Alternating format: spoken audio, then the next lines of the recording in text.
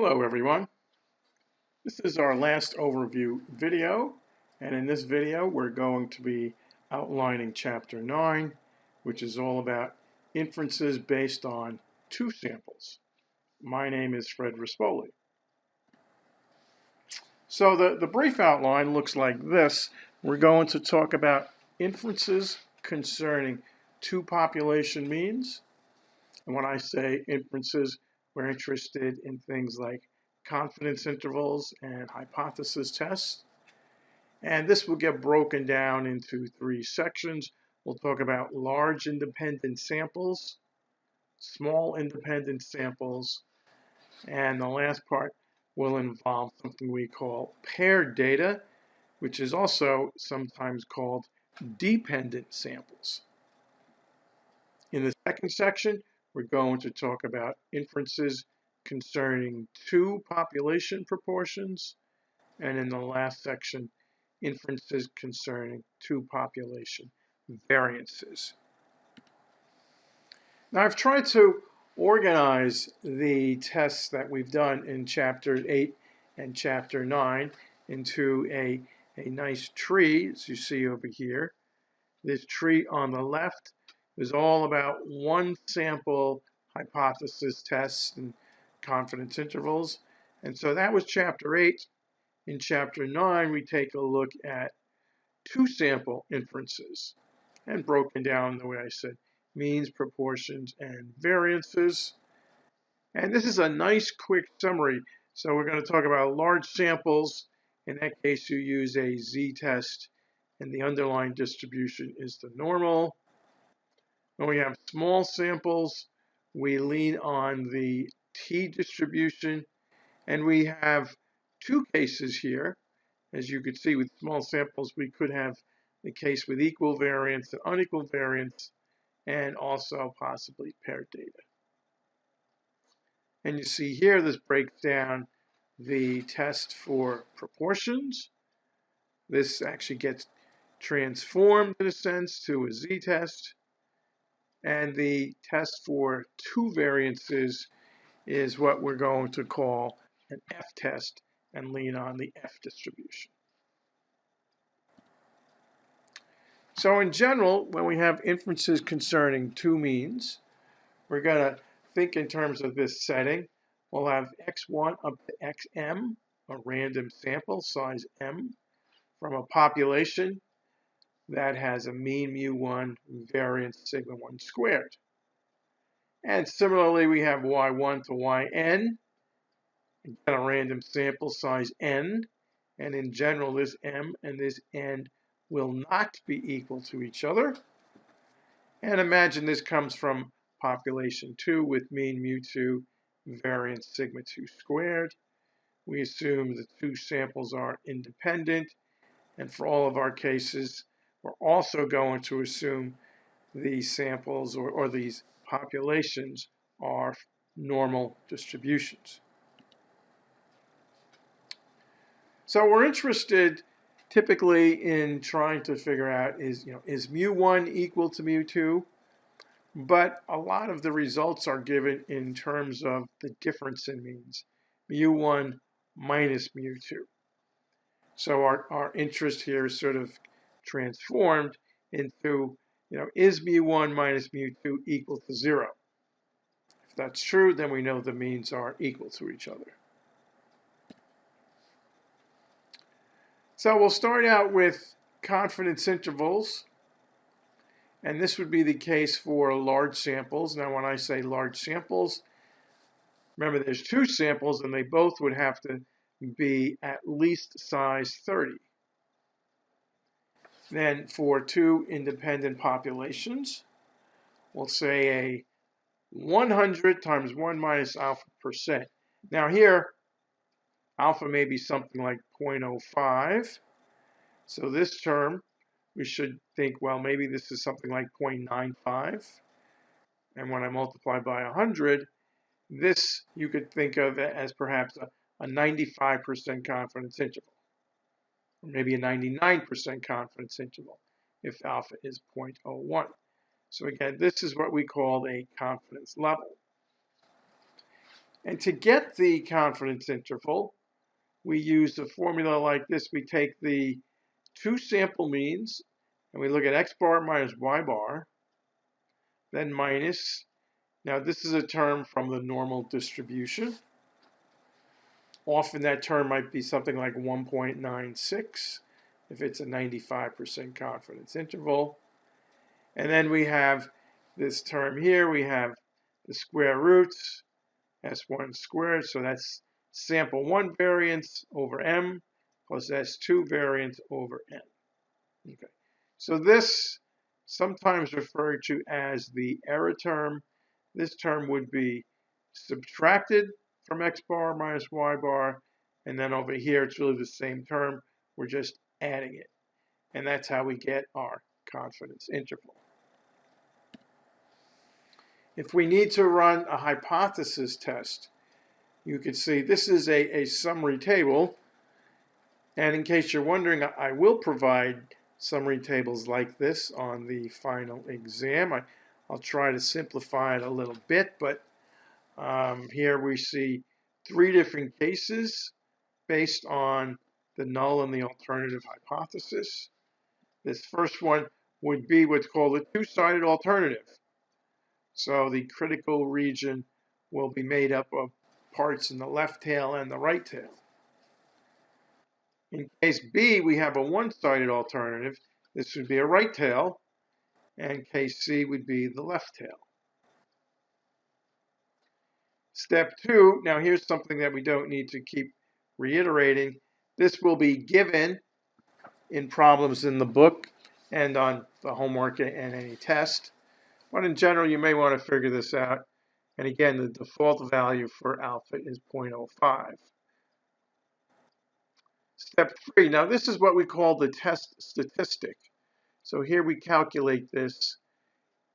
If our hypothesis is that, let's say, mu1 minus mu2 is 0, typically that's what it is, then this delta 0 would just be 0.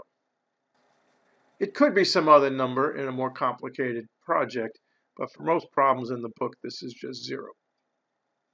And in the denominator, we have the square root, s1 squared over m plus s2 squared over n. So you could see that this test statistic is the same in all 3 cases. In the two-sided alternative, the rejection region, now here we're saying the absolute value is greater than or equal to, let's call this the critical value. So this gives you critical region in 2 tails, right? Let's say if this z alpha over 2 was 1.96, the null hypothesis would be rejected if z was either greater than or equal to 1.96 or less than or equal to negative 1.96. Now, in case B, the rejection region is just in the right tail. So here we reject only when z is greater than or equal to our z alpha over 2. And then this is just sort of the flip side of this. We reject if z is less than or equal to minus z over alpha. And you could see in step 4, these are really all the same. We make our substitutions, we calculate z, we came up with our decision. And step 5 just addresses how you get the p-values. And you could see there's a slight difference in the two-sided alternative. We calculate the probability z is greater than or equal to the absolute value of z. And this is the absolute value of this test statistic. And then we have to multiply that by 2. We don't multiply in the other 2 cases. So this is, again, an outline for testing to see if 2 population means are equals when you have large samples. Both m and n are greater than or equal to 30. In the next case, we think about what to do when we have small samples, And it might be that either one sample is small, or the other is small, or they're both small. But if only one of them is small, we still need to use this type of test based on the t-distribution. And these tests break down into two cases. There's one case where you have equal variances, and a second where you have unequal variances. In the case with equal variances, okay, we use something called the pooled variance estimator. Okay, so this involves calculating S of P. I'll show you that in the next slide. And we multiply that. This is sometimes called the pooled variance, but we multiply that by the square root of 1 over m plus 1 over n. And our degrees of freedom for looking up critical values is m plus n minus 2. And these critical values would come from a t-distribution. In the unequal variances case, what we use is this term, which is similar to what was used in the z-test, but the degrees of freedom get a little bit more complicated. You could see we have this calculation to go through. The result is not that much different from what we might get here, but it is a little different.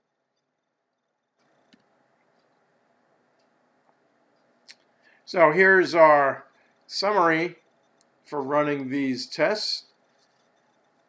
And you'll see a lot of similarities between this and the previous summary table.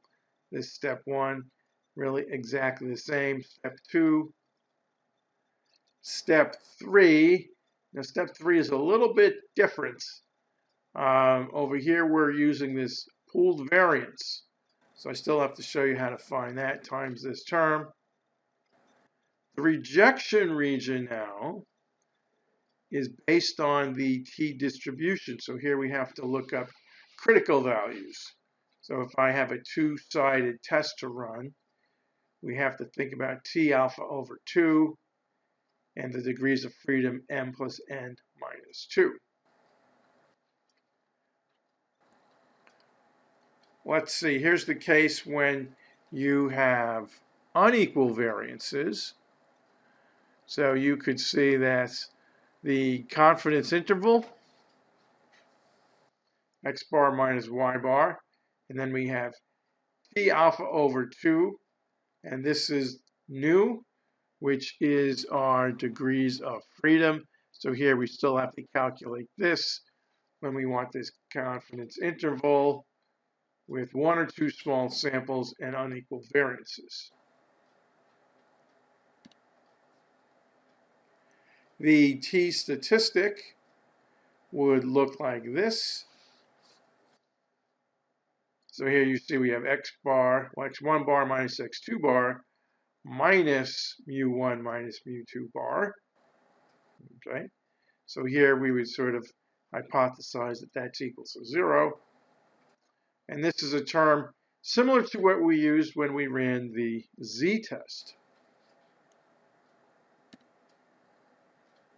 So to summarize this type of test with unequal variance, you can see now we have our t-statistic.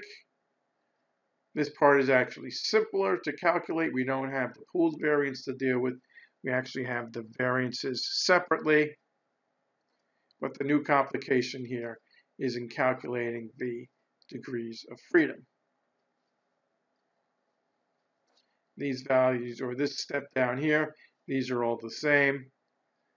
Now down here is the same. However, when we try to find a p-value and we need the t-distribution, the best you're going to be able to get are bounds. Something like a p-value might be between two values, maybe 0.01 and 0.02. So you're a little bit more restricted with the t-distribution than you are with the normal distribution. But this is covered many times in the examples videos, part 1, part 2, and also in the solved problems that I'll be posting on Blackboard. The third case for comparing means is when you have paired data. So this occurs when you get sort of before and after data from the same subject. So a good explanation or a good example of this is maybe you give students tests before and after they take a course to see if their skills have improved. So you get these natural pairs, and by running the test as a paired data test, it turns out to be more powerful than if you would run this as just a two-sample t-test. So let's take a look at some example, and I'll use this to illustrate the notation. Let's say we have two different methods for determining chlorine content on samples of Ci2 demand-free water for various doses and contact time. So method one, so we have 8 different subjects. Method one, well, subject one gets this result using method one, this result using method two. We look at the difference, the result from method one minus the result from method two, and we get D. D stands for difference. And we do this in every column. Okay. Now the next step would be to calculate the average distance, and that's going to be our D bar. So you could see over here, if I take these 8 values here on the bottom line, average them, I get my D bar, the average difference, and I get the standard deviation of the differences. Now, this is what we'll need, let's say, if we wanted to run a confidence interval. You can see these terms over here. I get D bar minus my term from the t distribution, T alpha over 2. Degrees of freedom is n minus 1. And here you have to make sure you realize n is the number of pairs, not the number of values. So n would be 8. The degrees of freedom would be 8 minus 1, or 7.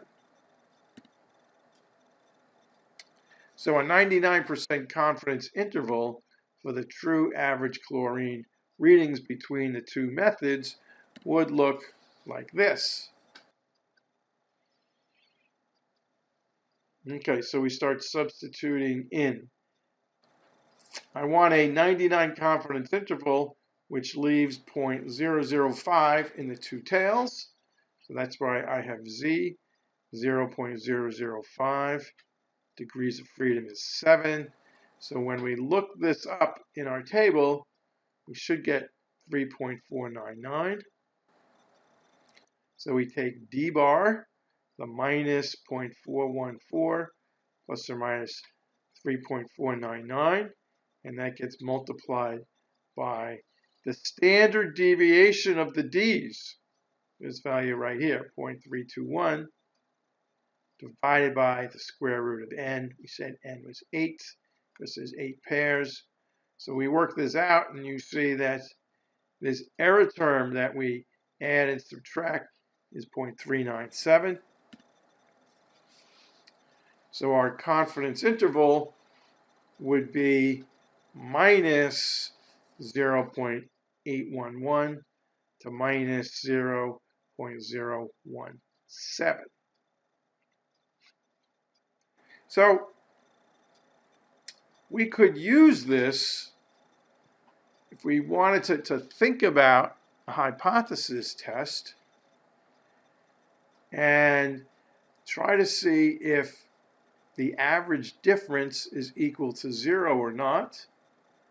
But we could see with this confidence interval that 0 is not included in the confidence interval. So this would tell us that there is a significant difference in the true average based on these different methods. So this is a confidence interval approach to hypothesis testing in part B. And we can do that whenever we're thinking about a two-sided test. Okay. This would work, but if it was a one-sided test, this would not work. So here's the summary for hypothesis testing with paired data. We use the population parameter delta. Delta stands for difference. So our null hypothesis would be delta is 0, the alternative not 0 in the two-sided test. Here we have the alphas.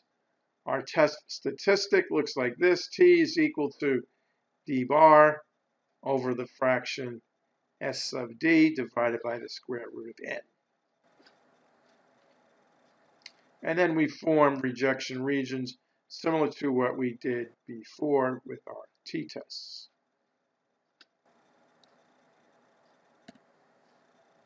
Moving on to proportions,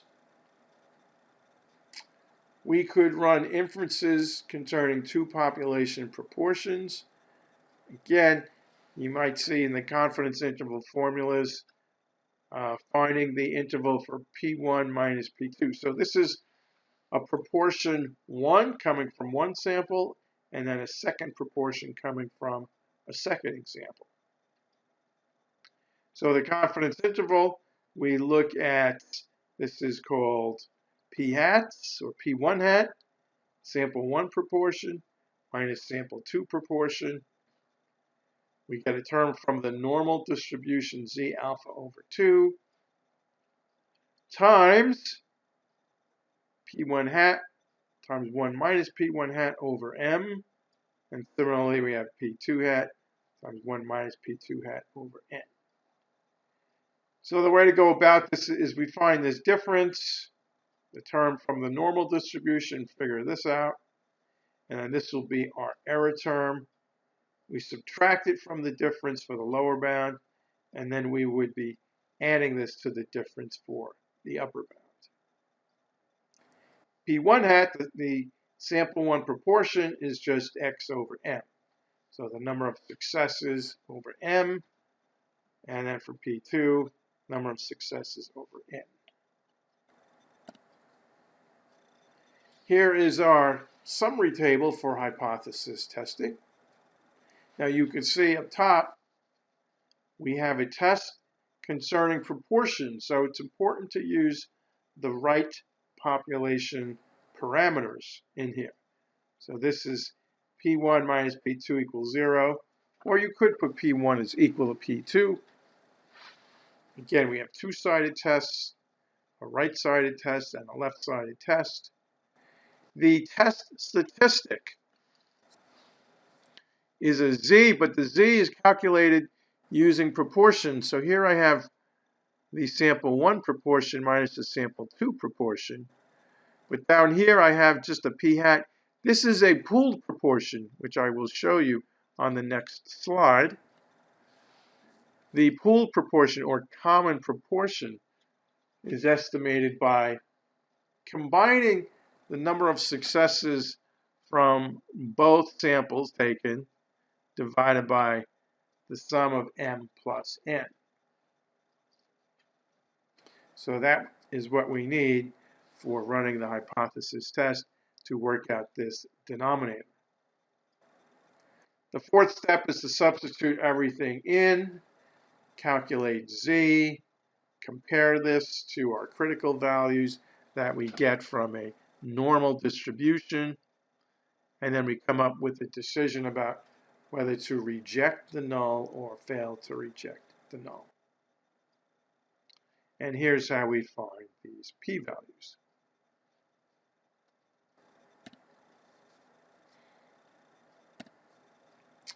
Okay, in the last section, there's a discussion about inferences concerning two variances.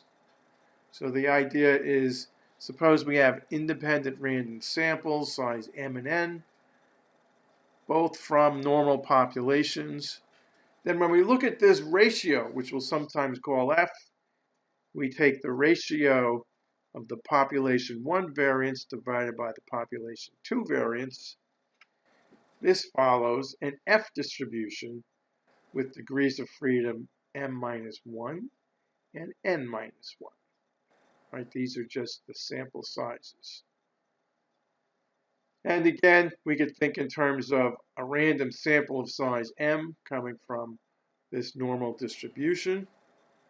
Similarly, a random sample of size n from a second. And what we're saying is that the ratio of variances follow this F distribution with degrees of freedom m-1 and n-1. So we could find a confidence interval. So here you see we take sample 1 variance over sample 2 variance, have to divide by this value from the F distribution, and then we have. So a confidence interval for the ratio of these variances is given by, here you take the two sample variances, we look at that ratio, and then I have this term from the F distribution, F alpha over 2, degrees of freedom m-1, n-1, and then I have this other term. Now they look the same, but they're not exactly the same, and there's an important identity that tells you how to get some of these. So one of these you could look up in the table, and for the other you'll need an identity. So this will come up in some of the examples that you may see. And here is a summary test when we test for equal variances. It's actually fairly quick to work out because all you have to do is calculate the ratio of the sample variances and then identify the rejection region by looking up these values in the F distribution table.